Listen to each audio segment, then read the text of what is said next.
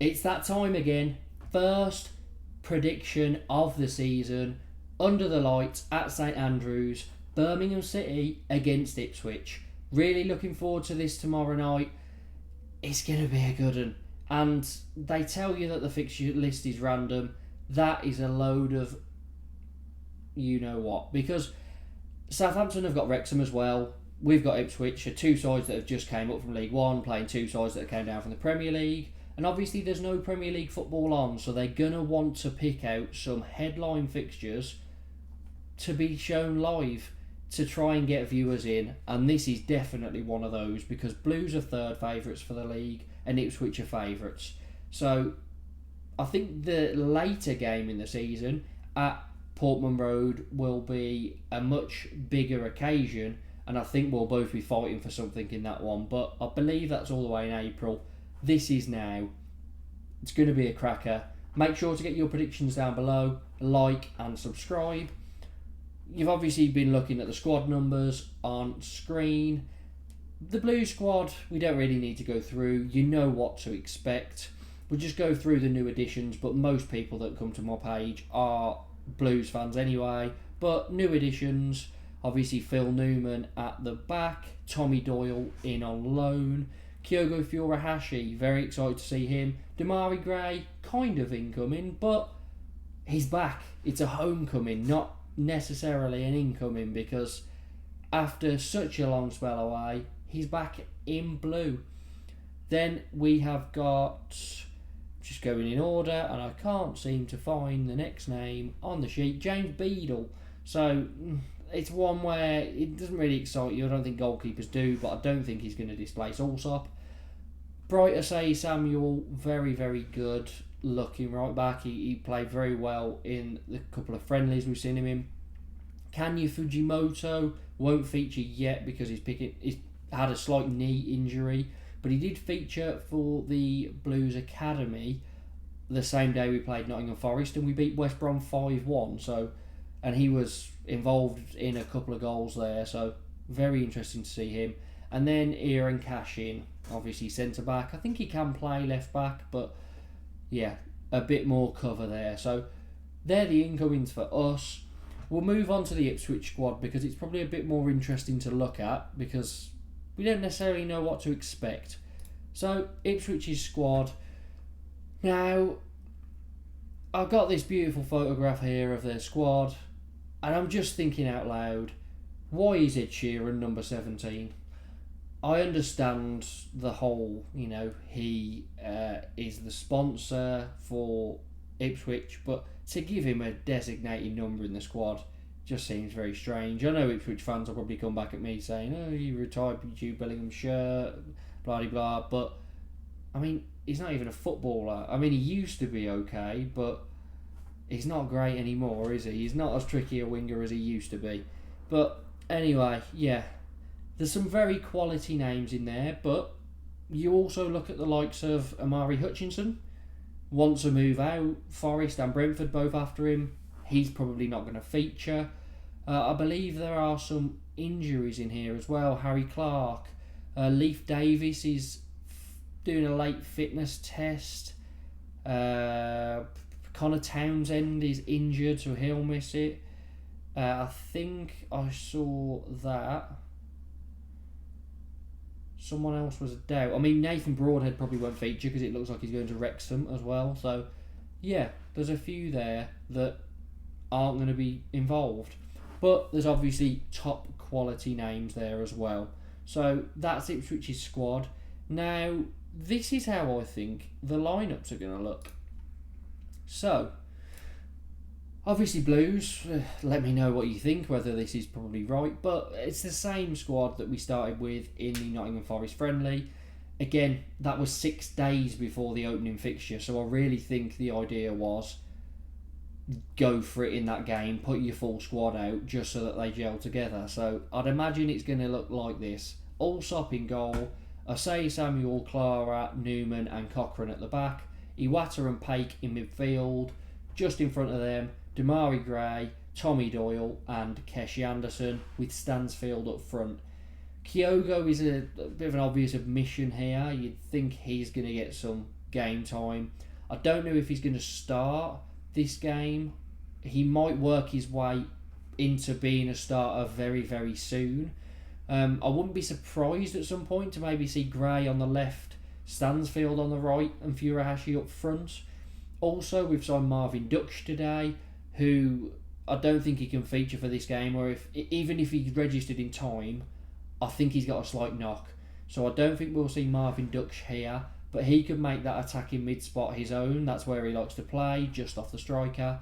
And then that means Doyle, Iwata and Paik will be fighting for 2 of those midfield spots between the 3 of them. But yeah, that's how I think we'll line up in this one against Ipswich.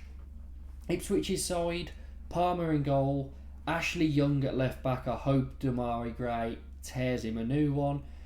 Greaves and O'Shea at centre back with Ben Johnson at right back. Taylor and Matusiwa in midfield. Matusiwa not a player I'm too familiar with. It's just a name that I saw that is in quite a few predicted lineups for tomorrow. I don't think they're heavily blessed in central midfield at the moment.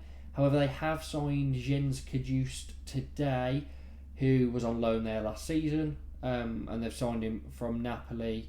I believe on another loan, but an obligation to buy if they go up. So, but I don't think he can feature. If he can, then he might be in one of those midfield spots.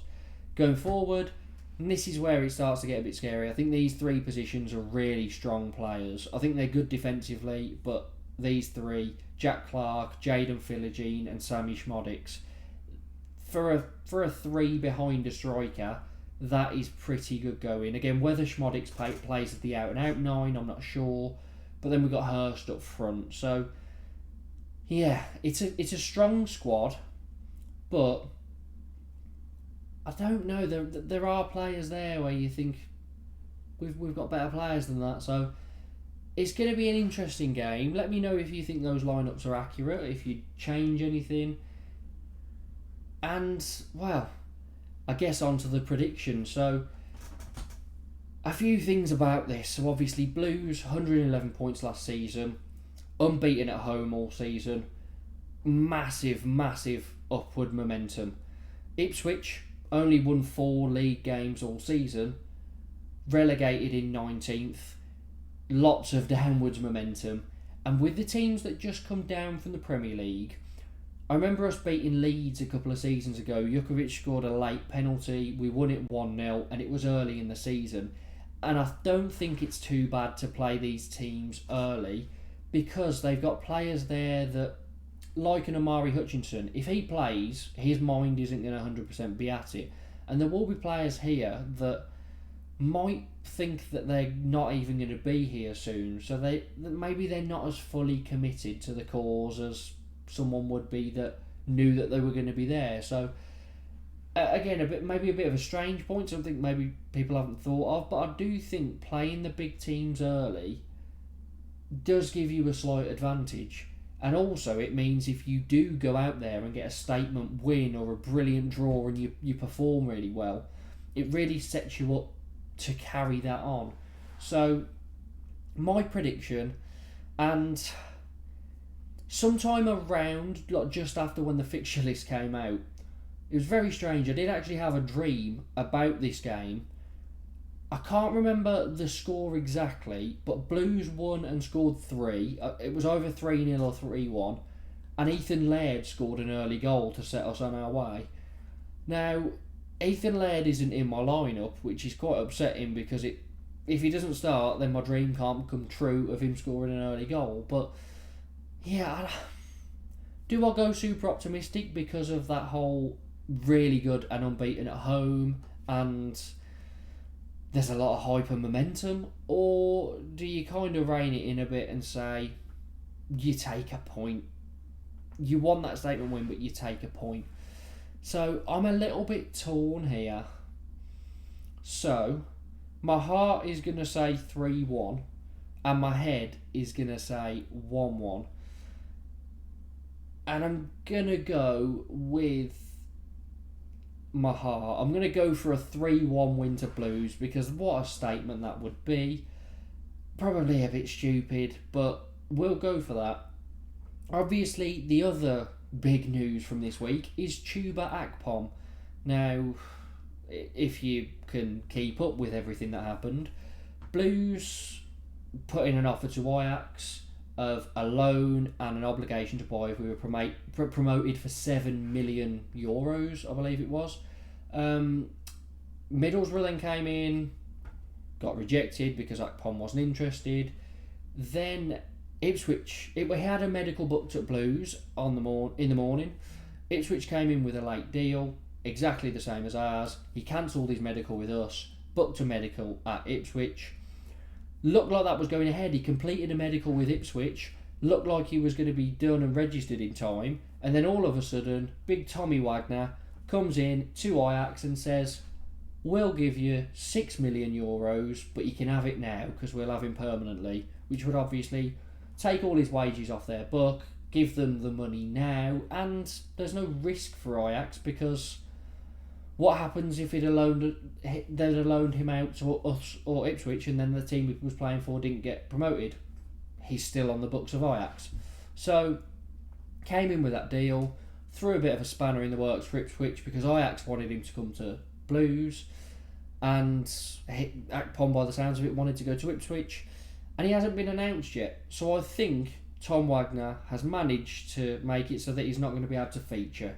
It looks like he will sign for Ipswich, but it's probably going to be too late. So well done, Tom Wagner, because if he signed for Ipswich in time, we were 1-0 down from the offset. He was guaranteed to score, especially after the week that's happened. So happy if.